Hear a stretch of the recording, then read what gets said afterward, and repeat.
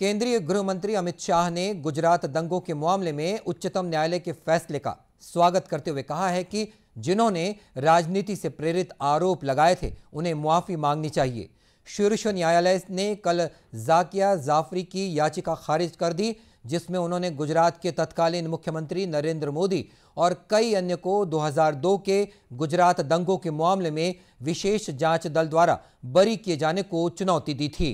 Media से बात करते हुए श्री शाह ने कहा कि 19 साल बाद सुप्रीम कोर्ट की खंडपीठ ने सारे गलत आरोप खारिज कर दिए हैं।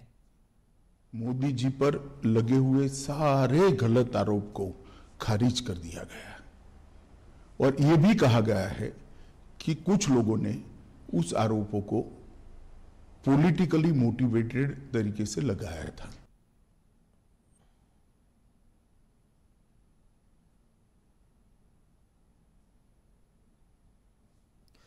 श्री शाह ने यह भी कहा कि न्यायालय ने व्यवस्था दी है कि गोधरा में रेलगाड़ी को आग लगाए जाने के बाद हुए दंगे पहले से नियोजित नहीं थे, बल्कि उसी समय भड़के थे। उन्होंने जोर देकर कहा कि उस समय स्थिति को नियंत्रण में लाने की हर संभव कोशिश की गई। सरकार की ओर से किसी तरह की देरी नहीं की गई और तीसरे पहर तक सेना बुला ली गई थी। की अपील की थी। कोर्ट ने एक तय किया, घटनाएं मतलब ट्रेन जलाने की घटना के बाद जो दंगे हुए वो सुनियोजित नहीं थे, स्वप्रेरित थे। ये भी कोर्ट ने आज जजमेंट में कह दिया और तहलका द्वारा किए गए स्ट्रिंग ऑपरेशन को भी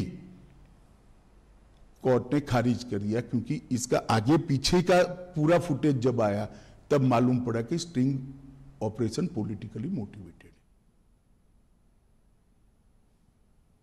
एक अन्य सवाल के जवाब में श्री शाह ने कांग्रेस नेता राहुल गांधी से प्रवर्तन निदेशालय की पूछताछ पर कांग्रेस पार्टी के विरोध प्रदर्शन की आलोचना करते हुए कहा कि श्री शाह ने कहा कि प्रधानमंत्री नरेंद्र मोदी से भी इस मामले में पूछताछ हुई थी, लेकिन कोई धरना नहीं दिया गया। उन्होंने इस बात का उदाहरण पेश किया कि संविधान के सम्मान की रक्षा किस तरह की जाती है।